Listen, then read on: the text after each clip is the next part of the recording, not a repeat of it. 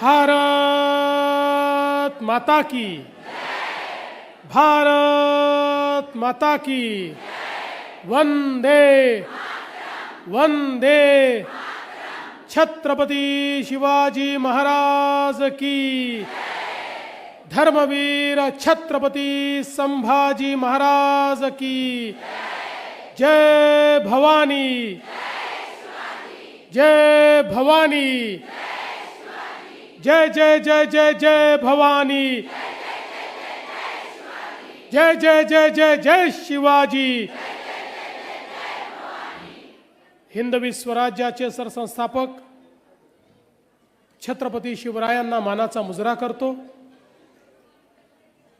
भारतीय राज्यघटनेचे शिल्पकार भारतरत्न डॉक्टर बाबासाहेब आंबेडकर यांना मानवंदना अर्पित करतो। लोकमाता, राष्ट्रमाता, पुण्यश्लोक अहिल्यादेवी होळकर यांच्या चरणी नतमस्तक होतो। आणि आज या अतिशय भावपूर्ण सोहळ्यामध्ये मंचावर उपस्थित असलेले आपल्या सर्वांचे लाडके अध्यक्ष श्री रवींद्र चव्हाणजी, आपले मुंबईचे अध्यक्ष आशिष शेलारजी, या ठिकाणी उपस्थित मेघनाताई बोर्डीकर, ज्या आपल्याला सतत प्रेरणा देतात अशा चित्राताई वाघ, कालिदासजी कोळंबकर, अमित साटम, प्रसाद लाड, तमिल सेल्वन, संजय उपाध्याय, विद्याताई ठाकूर, मंदाताई म्हात्रे, त्याचप्रमाणे या ठिकाणी उपस्थित माधवीताई नाईक, सुलभाताई गायकवाड, विक्रांत पाटील, संजय केणेकर, राजहंस सिंग, राजेशजी पांडे, मंचावरील सर्व मान्यवर आणि या सभागृहामध्ये खालपासनं वरपर्यंत बसलेल्या माझ्या अतिशय लाडक्या बहिणींनो, बघा, ज्या जमिनीवर बसल्या आहेत त्या सगळ्यात महत्त्वाच्या बहिणी, पण अर्थात ज्या खुर्च्यांवर बसल्या आहेत त्याही तितक्याच लाडक्या बहिणी, त्यांच्या डोक्यावर ज्या बसल्या आहेत त्याही लाडक्या बहिणी, आणि त्यांच्याही डोक्यावर बसल्या आहेत त्या हिमालयाच्या उंचीवर बसलेल्या माझ्या लाडक्या बहिणी, या सगळ्या लाडक्या बहिणींनो, आणि क्वचितच असं होतं की मला असं म्हणावं लागतं की मायनॉरिटीमध्ये असलेल्या माझ्या लाडक्या भावांनो, आजचा कार्यक्रम हा अतिशय सुंदर आणि अतिशय भावनिक अशा प्रकारचा कार्यक्रम आहे। आपल्या अध्यक्षांनी, चित्राताईंनी, सगळ्यांनी मिळून ठरवलं की आपला रक्षाबंधनाचा कार्यक्रम हा तर छोटा होतो, तो एखाद्या हॉलमध्ये आपण करतो, 2-3-4 हजार आपल्या भगिनी येतात, पण महाराष्ट्रातल्या भगिनींना जर त्यांच्या देवाभाऊपर्यंत त्यांचं प्रेम, त्यांची राखी पोचवायची असेल तर आपण व्यवस्था केली पाहिजे। आणि म्हणून संपूर्ण महाराष्ट्रभर रक्षाबंधनाचा हा कार्यक्रम एका आगळ्या वेगळ्या पद्धतीनं या ठिकाणी राबवण्यात आला आणि आत्तापर्यंत 36,78,000 बहिणींची राखी ही माझ्यापर्यंत पोचलेली आहे। राखी पोचली आहे, काहींनी पत्राद्वारे आपल्या भावना देखील पोचवलेल्या आहेत। त्या तमाम बहिणींची राखी आणि त्यांचं प्रेम हे या ठिकाणी मी स्वीकारतो आणि जन्मभर या प्रेमातच मला राहायचं आहे। मला या प्रेमाचं उतराई कधीच व्हायचं नाही हे देखील त्यांच्यापर्यंत पोचवायचा प्रयत्न करतो।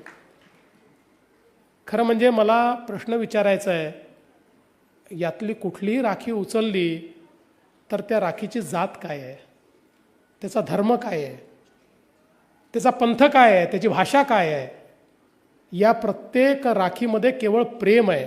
त्याची भाषा प्रेमाची आहे, त्याचा धर्म प्रेमाचा आहे, त्याची जात प्रेमाची आहे, त्याचा पंथ प्रेमाचा आहे, त्याच्यामध्ये निस्सीम प्रेम आहे, त्याच्यात निस्पृह प्रेम आहे, त्याच्यामध्ये निरपेक्ष प्रेम आहे.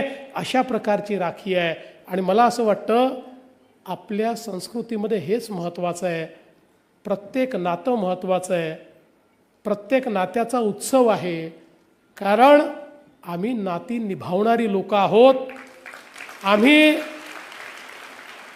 परिवार कुटुंब मानणारी लोक आहोत. आणि भारतीय जनता पक्षामध्ये काम करत असताना आपण तर बृहद कुटुंबाचा विचार करणारी लोक आहोत.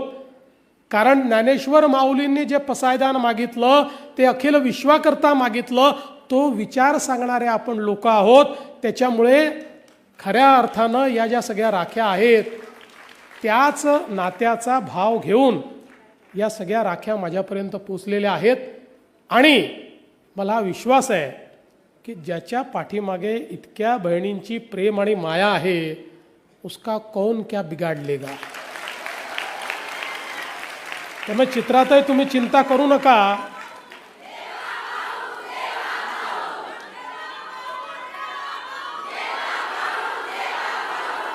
खूप लोकांनी खूप प्रयत्न करून बघितले, पण कुठल्याही शस्त्रापेक्षा आणि कुठल्याही अस्त्रापेक्षा प्रेमाचे आशीर्वाद हे अधिक ताकदवर असतात. आणि म्हणूनच आज आपल्या सगळ्यांच्या आशीर्वादाने पुन्हा एकदा महाराष्ट्रामध्ये आपली सेवा करण्याकरता मुख्यमंत्री पदाची जागा मला मिळाली. याचे शिल्पकार या आमच्या सगळ्या लाडक्या बहिणी आहेत. हे जर मी म्हटलं तर ते चुकीचं होणार नाही.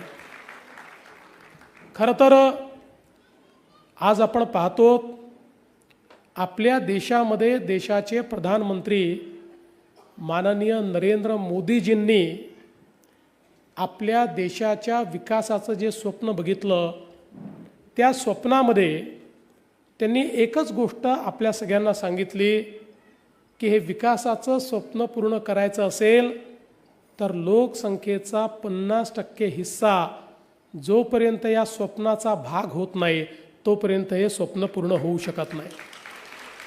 आणि म्हणून महिला लक्षित योजनांच्या माध्यमातनं विकास हा मोदीजींनी सुरू केला.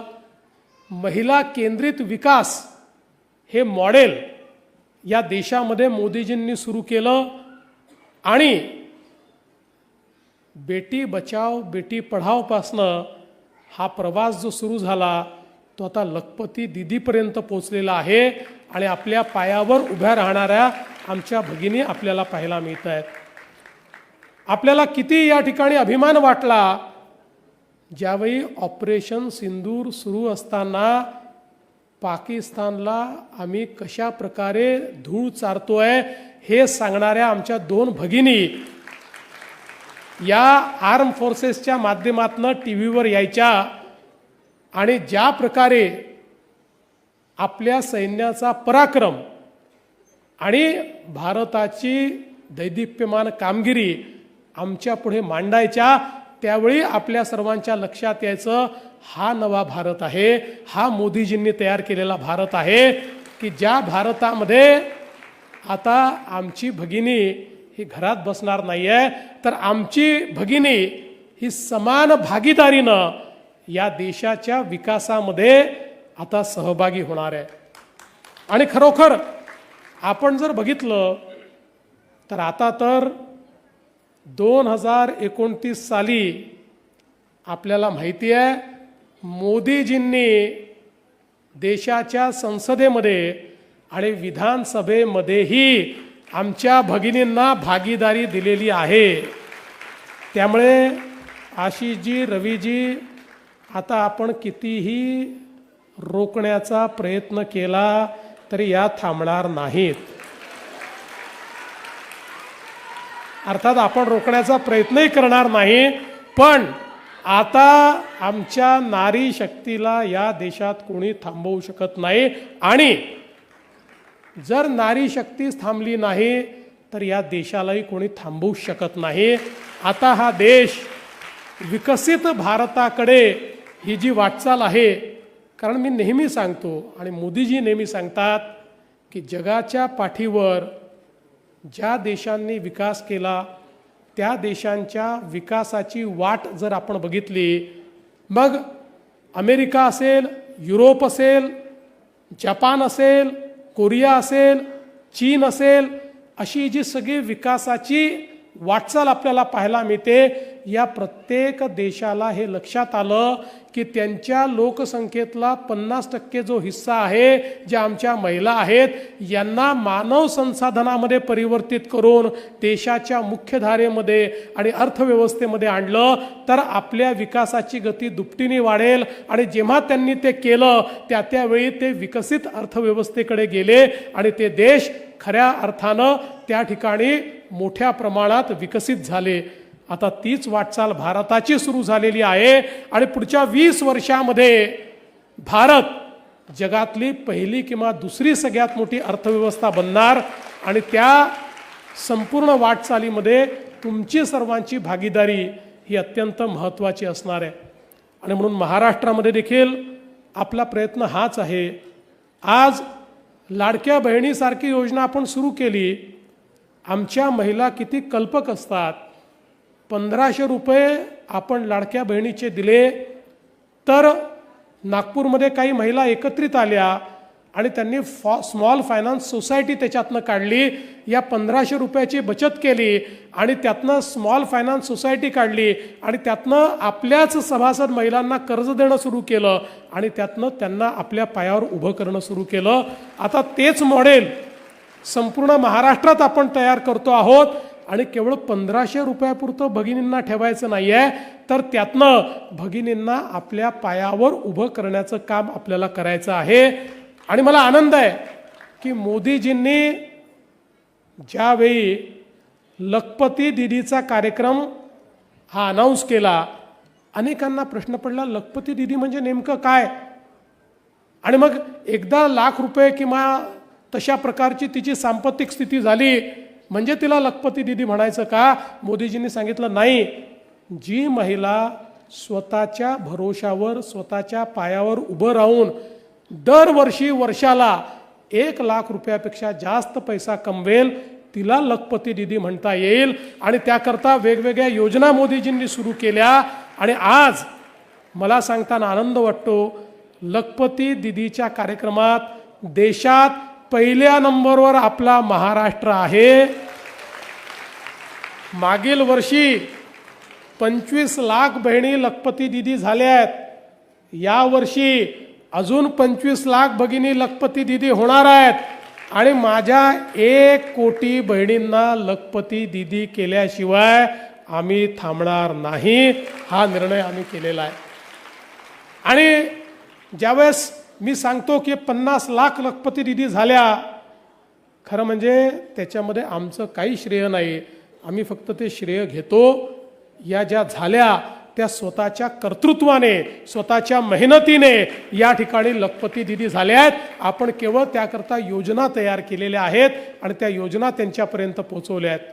आता पुढच्या काळामध्ये अशाच प्रकारे या योजनांना आपल्याला अधिक खालपर्यंत न्यायचं आहे. आपल्याला महिलांना सक्षम करायचं आहे. त्या कोणावर अवलंबून असणार नाहीत. कारण आपण बघितलं सावित्रीबाई फुले म्हणायच्या की एक महिला शिकली की पूर्ण परिवार शिकतो. तसं एक महिला ही जर कमावती झाली तर पूर्ण परिवाराचं ती कल्याण करते आणि म्हणून त्या परिवाराच्या कल्याणाची संकल्पना ही या महिलांच्या कल्याणातनं या ठिकाणी होणार आहे. आणि एक गोष्ट अजून मी नेहमी सांगतो, आम्ही अनेक महामंडळं तयार केली. सगळी महामंडळं चांगली काम करतायत. काही महामंडळांनी तर खूप उत्तम काम केलं आहे. पण आमचा अनुभव असा आहे, बहुतांश काही महामंडळ ठरवलीत, बहुतांश महामंडळाच्या माध्यमातून आमच्या तरुणांना ज्यावेळी आम्ही एखादं कर्ज देतो त्यावेळी 50% त्यातले तरुण हे कर्ज परत करतात. पण आम्ही वेगवेगळ्या महामंडळातनं, मविममधनं किंवा वेगवेगळ्या संस्थातनं जेवढी कर्ज ही महिलांना दिली किंवा बचत गटांना दिली, 100% कर्ज परत आली. एकही पैसा महिला बुडवत नाहीत. तर तो पैसा डबल कसा करायचा, तिप्पट कसा करायचा, त्यातनं अजून मोठं कसं आपण उभं करायचं, अशा प्रकारचा प्रयत्न सातत्याने महिला करत असतात. आणि म्हणूनच आज ज्यावेळी याच सभागृहामध्ये चित्राताई तुम्ही महिला सहकारी संस्थांचा विषय मांडला, आता त्या संस्था आपल्या तयार झाल्या, आता त्याचं रजिस्ट्रेशन आपल्याला मिळालं.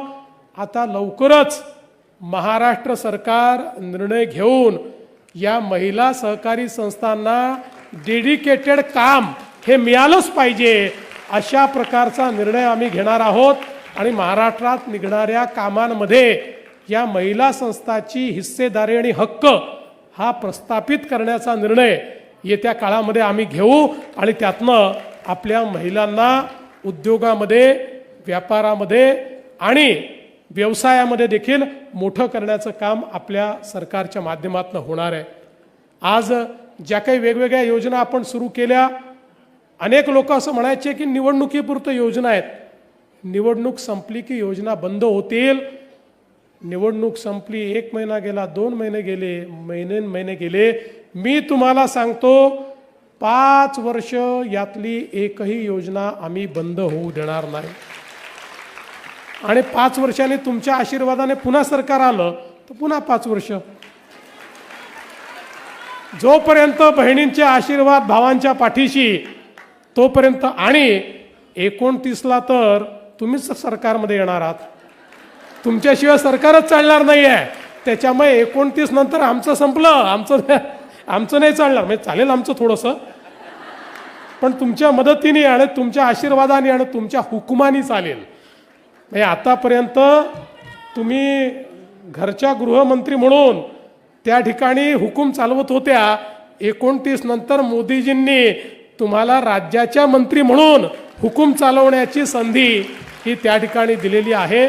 पण मला या गोष्टीचा आनंद आहे की यामुळे निश्चितपणे एक राज्यामध्ये गुणात्मक परिवर्तन होणार आहे. मी आज या निमित्ताने तुम्हाला एवढंच सांगतो की आज एवढं भरभरून तुम्ही सगळ्यांनी दिलं, तुमच्या आशीर्वादामुळे आज आपल्याला अभूतपूर्व असं यश मिळालं. तुम्ही या यशाने आनंदी आहात. पण काही लोकांचं अजूनही त्या ठिकाणी समाधान झालेलं नाही. अजून ते तोंडावर पडले, थोबाडावर पडले, मातीत मिळाले तरी देखील सुधारायला तयार नाहीत. रोज म्हणतात वोट चोरी, वोट चोरी, वोट चोरी. यांचं डोकं चोरी झालेलं आहे, त्यातला दिमाग चोरी झालेला आहे. माझी विनंती आहे माझ्या सगळ्या लाडक्या बहिणींना, 25% यांच्याही करता आशीर्वाद मागा की यांना सुबुद्धी येवो, यांच्या डोक्यामध्ये थोडी अक्कल येवो. कारण खऱ्या अर्थानं आमच्या लाडक्या बहिणींच्या मताला हे जर चोरी म्हणत असतील तर यांच्यापेक्षा मोठे चोर कोण आहेत? कोणीच नाही आहेत. आणि म्हणून त्याची चिंता करण्याचं कारण नाही आहे. आता हे कालपर्यंत परदेशात जाऊन भारताची बदनामी करत होते, आता बिहारमध्ये जाऊन महाराष्ट्राची बदनामी करतायत. पण न यांना परदेशात कोणी विचारलं, न यांना बिहारमध्ये कोणी विचारणार आहे. जी परिस्थिती यांची महाराष्ट्रात झाली तीच परिस्थिती यांची बिहारमध्ये देखील होणार आहे. कारण मोदीजींसारखा नेता जो देशाचा विचार करतो, जो आत्मनिर्भर भारताचा विचार करतो, त्याच्या पाठीशी संपूर्ण देशातली मातृशक्ती ही उभी आहे. आणि तुम्ही कुठली निवडणूक बघा, मोदीजी आल्यापासनं 2014 पासनं जेवढ्या निवडणुका भाजप जिंकला, या प्रत्येक निवडणुकीचं जेव्हा विश्लेषण होतं त्यावेळी विश्लेषक सांगतात की मोदीजी का जिंकले, तर मोदीजींना पुरुषांपेक्षा 5% मतं महिलांनी जास्त दिले. प्रत्येक निवडणुकीचं विश्लेषण असतं. कारण महिलांना हे माहिती आहे की खऱ्या अर्थानं आपल्या येणाऱ्या पिढ्यांचं कल्याण जर कोणी करणार आहे तर ते मोदीजीच या ठिकाणी करणार आहे. आणि म्हणून माझ्या बहिणींनो, मी तुम्हाला एवढंच सांगतो की आम्ही तुमचे भाऊ नेहमी असंच काम करू की तुमची मान ही अभिमानाने उंच ठरेल. कदाचित या सगळ्या प्रक्रियेमध्ये काळ लागेल, काही कष्ट सहन करावे लागतील, पण लक्षात ठेवा, कधी स्वतःच्या स्वार्थाकरता काम करणार नाही. काम करू तर समाजाच्या स्वार्थाकरता काम करू, महाराष्ट्राच्या स्वार्थाकरता काम करू. महाराष्ट्रातल्या शेवटच्या माणसाच्या स्वार्थाचा विचार करूनच या ठिकाणी आम्ही काम करू. आणि म्हणून तुमचं प्रेम, तुमचा आशीर्वाद असाच पाठीशी असू द्या. तुमचा आशीर्वाद मिळाला की सुसाट सुटतो आणि या महाराष्ट्राला परिवर्तित करून दाखवतो. एवढंच या निमित्ताने बोलतो. पुन्हा एकदा तुमच्या प्रेमाचा नम्रपणे स्वीकार करतो आणि माझं बोलणं संपवतो. धन्यवाद. जय हिंद, जय महाराष्ट्र. धन्यवाद माननीय मुख्यमंत्री महोदय.